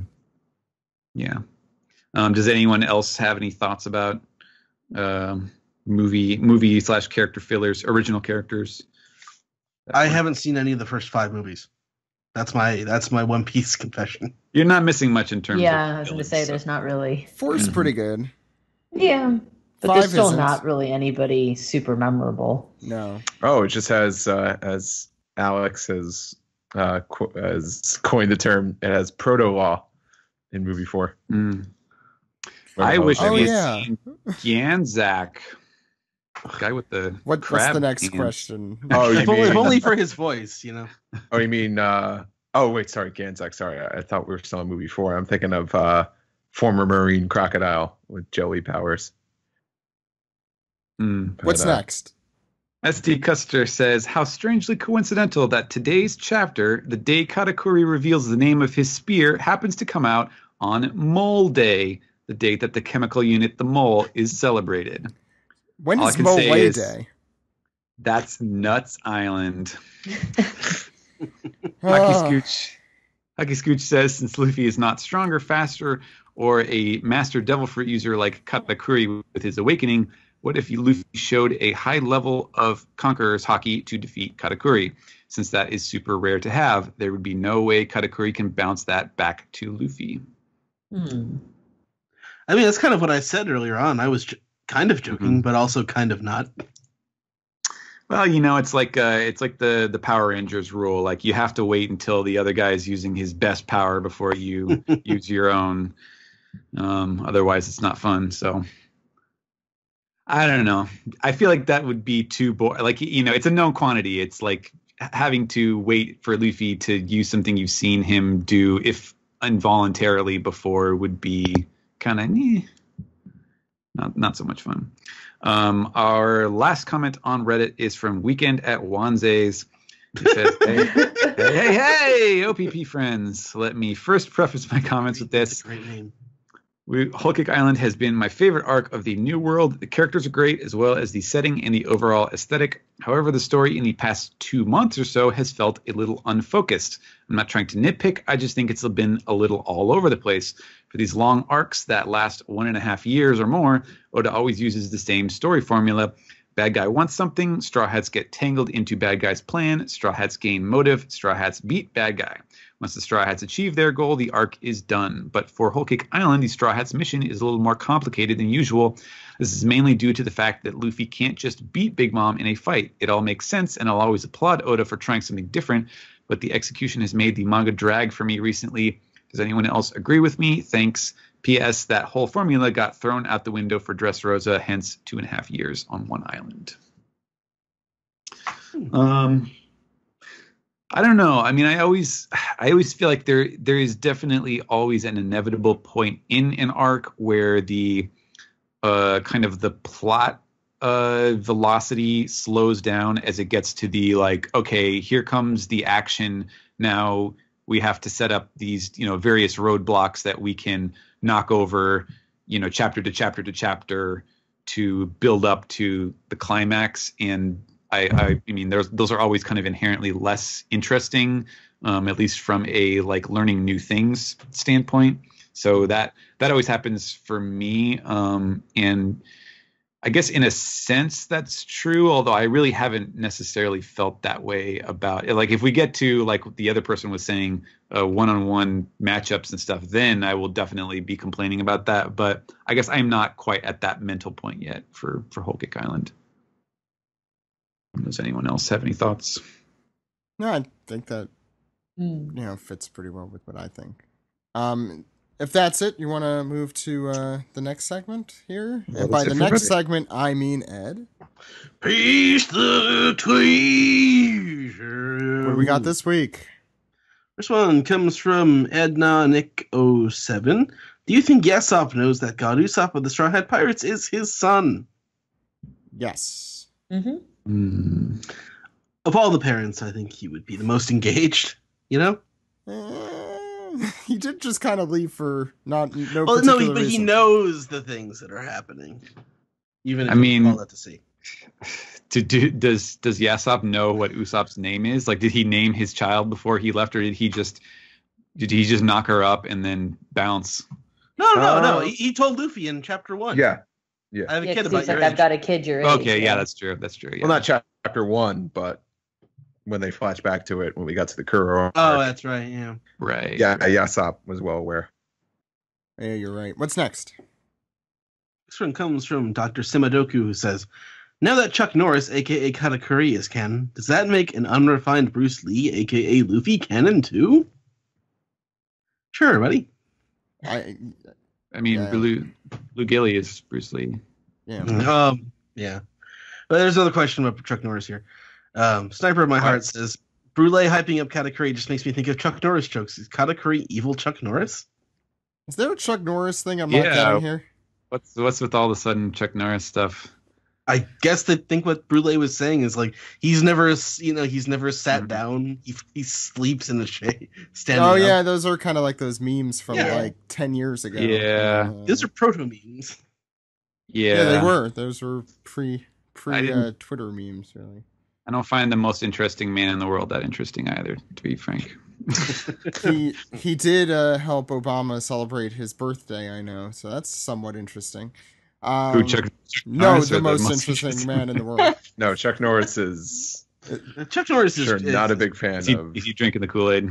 He's always been right wing. Very, very right wing. So what's next? Anyway, next one comes from Luhan the Manu Star. It says, if you could be roommates with any of the Straw Hats, who do you think would be the best and worst roommate, Jinbei included? Jinbei would be an awesome roommate, but he would take up a lot of space. I think Jinbei would be like, okay, it's like this week I'll do the garbage, but the next week you do the garbage. Like remember like all the planning he'd have a whiteboard with all of that. Yeah, he'd have a whiteboard with all that stuff, so that could rub you the wrong way. He'll leave passive aggressive post-it notes around there. I think Luffy might be the worst roommate, right? Nami would be pretty bad because she would charge you for everything. Oh yeah, of hers. Yeah, you use more of the electricity than I do. Yeah. Oh god, she would. Luffy would break everything though. Yes, he would. He would eat all your food. He'd eat everything. Luffy, they'd all be pretty bad now that Chopper would probably be the best. Robin would be great. I don't know, man. I'd live with Sanji. Well, you have other reasons for that. Well, yes, I'm not saying I don't, but Sanji's pretty cleanly, but I bet he would try to invite women over and tell you to take a hike. Yeah, no, that's assuming he'd be successful. That's true. Yeah. Which he would not be. Sanji actually would be a pretty damn good roommate because he could cook. Brooke would sing in the shower and like wake you up, and then Brooke would make a mess of everything. Brooke's also a little bit nuts. Also, he's Nuts Island. He's Nuts Island, yeah. He's also a skeleton. A living skeleton living in your apartment at times might be a little, terrifying. I think Zoro would be fine because he would leave and then you just wouldn't see him for 2 weeks. Actually, then he wouldn't pay his half of the rent because he'd be gone. Oh, that's true. Yeah. Okay, next one comes. First, our very own Ash compares Katakuri to the Boss Baby. So. Yeah. Okay. I'm kind of proud that's our only reference to that movie, and let's keep it that way. And next one does Katakuri get a cookie? Is he a closer or something? Shogun Taz says the sea slugs are disabled to let the Straw Hats escape, but do you think this could lead to the Marines invading Whole Cake Island? Ooh, no. I mean, maybe in the future, but I don't think the Marines are just hanging out, waiting outside to fight. I mean, they don't want anything to do with Big Mom. Yeah, they're sort of maintaining the balance of the world. Yeah. Anyway, next one comes from Emil Norpol, who says, do you think Katakuri's hair and scarf are colored after actual red bean-filled mochi? And this goes back to the volume cover we talked about last week. That could be, yeah. I mean, I didn't mention that like all of Katakuri's like Mochi's blank attacks and stuff they're all kind of punny versions of various types of mochi, which would like nobody would understand what they are in English. So I just kind of leave them literally translated because it better fits what you're seeing. But yeah, there's a lot of mochi stuff like that. So I would not be surprised if that was intentional.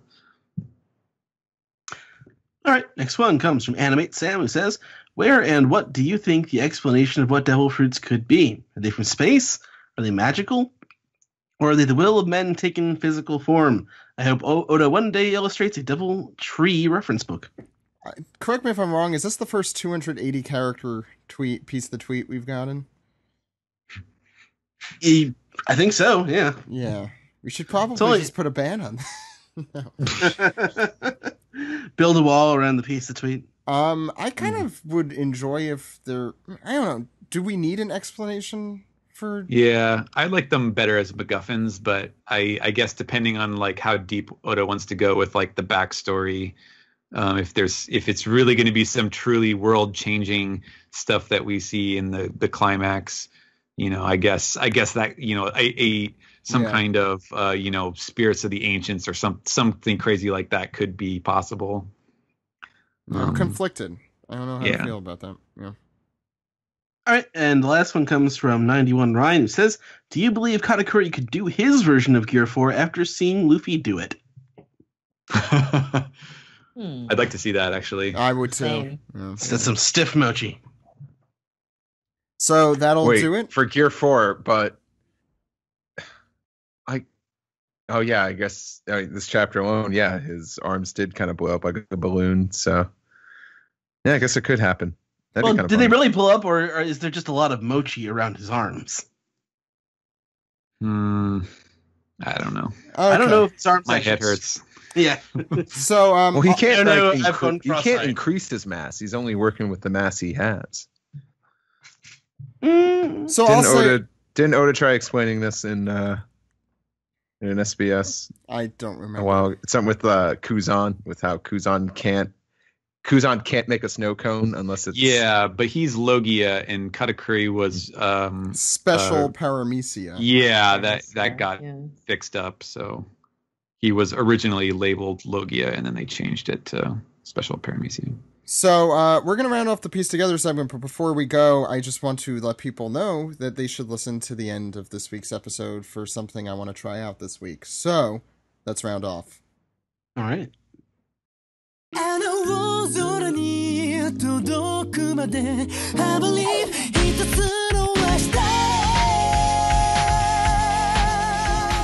This has been the One Piece Podcast, episode 492 for the week of Monday, October 23rd, 2017. Thank you all for coming on the show this week. We had an anime recap, manga recap, Piece Together for you this week.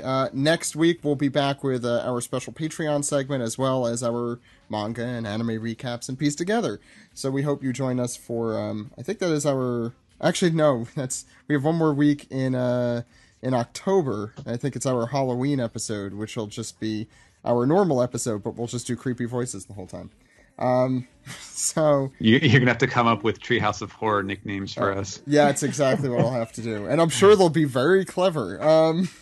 So before we go, I want to remind people we will be at Anime NYC. That's at the Javits Center in New York City, November 17th through 19th.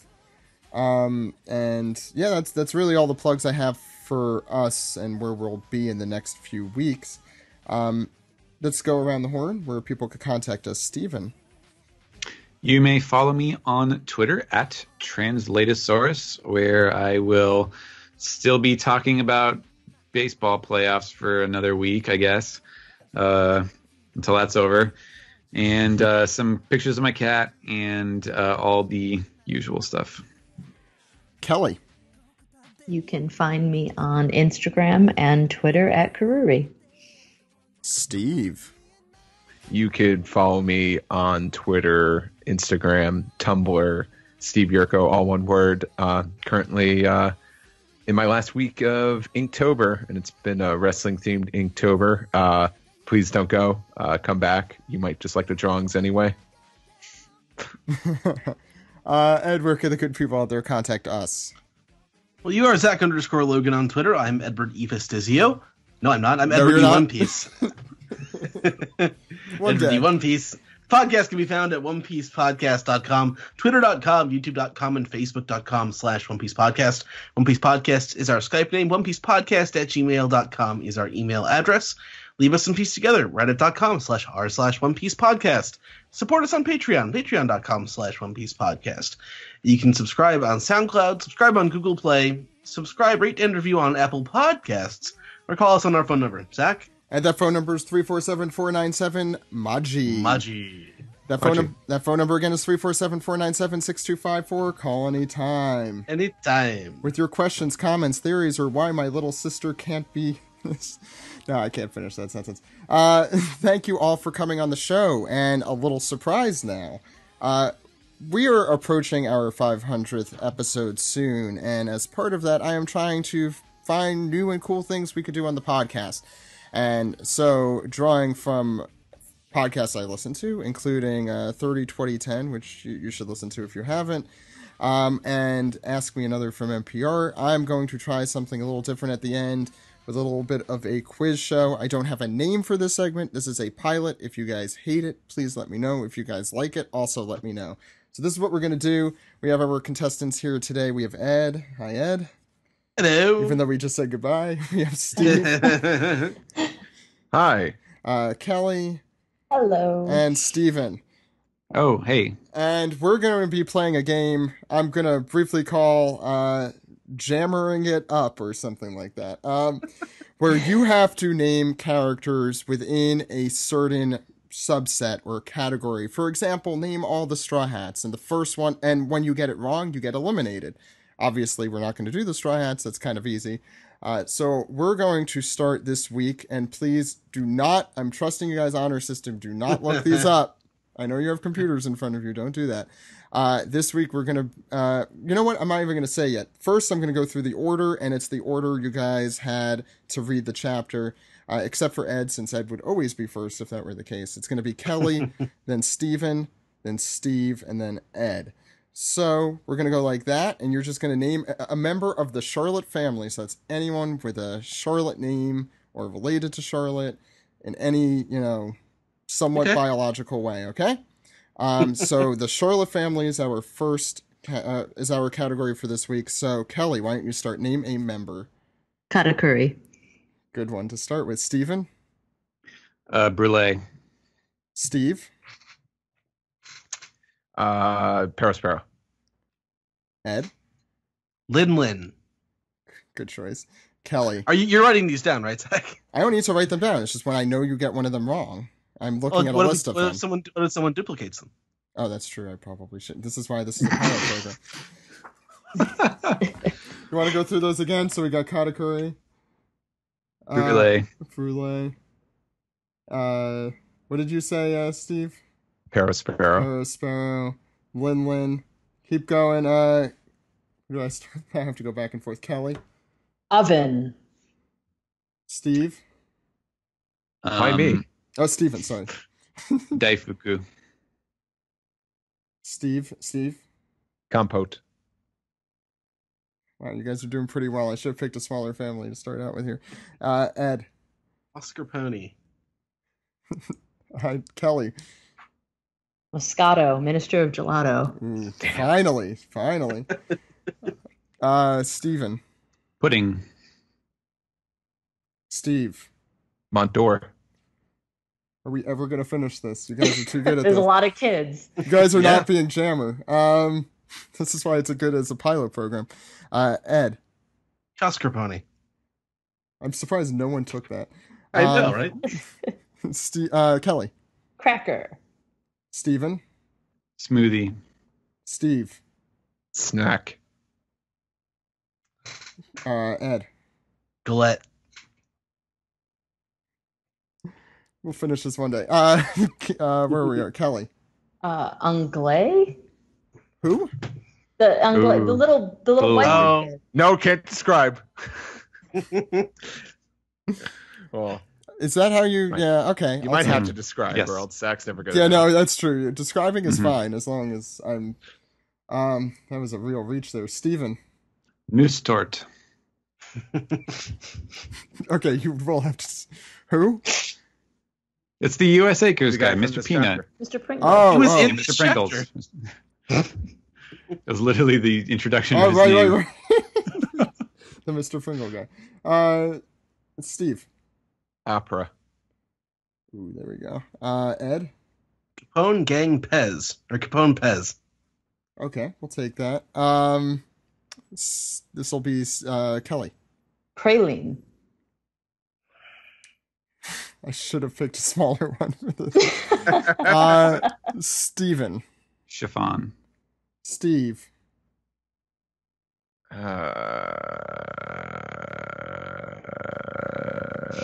Lola count? Yeah, Lola counts. Ed.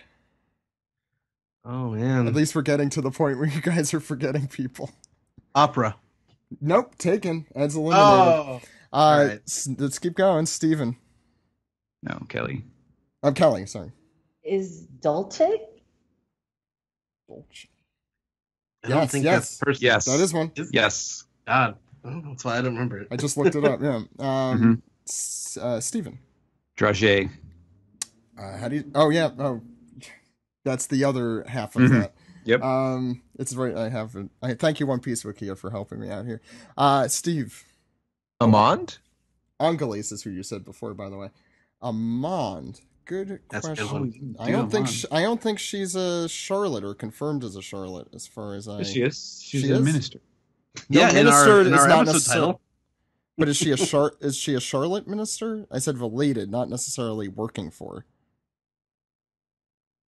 I'm pretty sure she's Charlotte Amand. Okay, if the consensus here is that she is a Charlotte, I'll let that keep going. But I from what I could tell, it's not been confirmed. Yeah, it's not confirmed that she's a member of their family. Yeah, Steve. I'm sorry. From a technicality, we're gonna have to eliminate you there. So we're left with Kelly. free. Can I Actually, go now? on the wiki page, it says Amand is the only known Totoland minister who is not confirmed to be part of the Charlotte There family. you go, Kelly. Wow.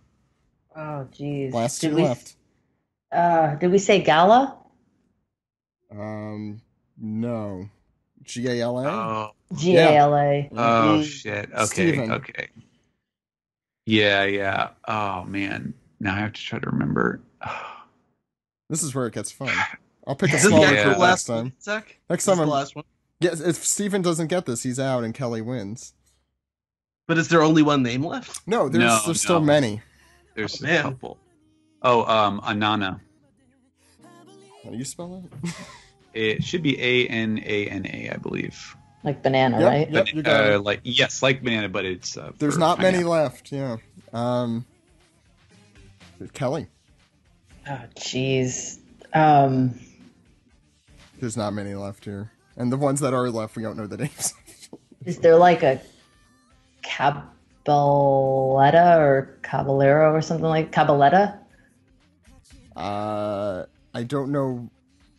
Oh, there is a Cabaletta. There is. Yeah, He's like a big dude, right? He's one of the opera family. yeah, it's the opera ones. He's the eighth son. Oh, so that's who those guys are. They were in the anime this week. I Yeah, had no idea they who they were. were. Revenging Army guys. Steven. I'm picking a smaller group next time. Please. Or an older group that we're not as familiar with.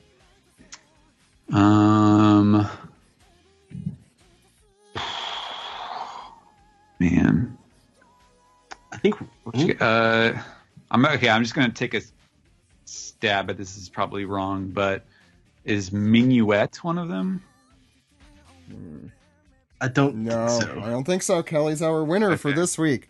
I was trying to guess because I remembered opera's siblings were not sweet treats. They were like music orchestra related. So not No, named. they are Charlotte Counter and Charlotte Cadenza. We also. I don't Yes. think anyone said Daifuku. No, you Yeah, did. someone did. Oh yeah, And, actually you're right. also, It's there. Charlotte Mukuru. Yeah, that's the one I was going to Yep. mention. Who I've never heard of and is there. I don't. Is that a filler character? Did anyone say beige? And would we have counted beige? I think. No. I only said Pez because he's blood related. He is Yeah, blood related. true. Okay. Yeah. So that'll do it for that segment. If people like Congratulations, Kelly. that, congratulations, Yay. Kelly. Your prize is Nothing. Bragging rights. bragging rights. If you guys like it or have any ideas for this, we'll definitely do a little bit of a shorter version, I think, next time. But I had a lot of fun. But it's like what other category could be more appropriate than that one Right, exactly. in terms of making people forget who's been introduced? You guys And also- did insanely Also well. being so recent that people actually remember, because like if we Yeah. did this with some older groups of characters. That's what we're Okay. gonna. I was gonna do Tontadas. We would have gotten through like 3, and it probably would have been more I appropriate. can name like 5 Hontas. Sure you can. That's going to be it for the One Piece Gyan, podcast. Cub. We'll see you next week, everyone. Hunter. Goodbye. Flapper. Anyone still here? Mon Sherry, Rambo. No one remembers Flapper. Wicca. Not Flapper. いくつの世界へ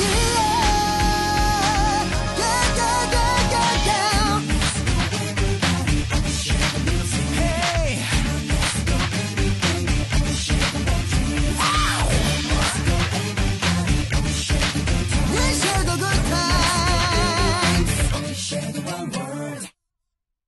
The spear's name is Mole, presumably because of its burrowing capabilities. I believe it is And pronounced mole. But... Mole, yes, it's delicious dark sauce. I read it that way the first time. So. Yeah. That's Katakuri's nickname, Delicious Dark Sauce.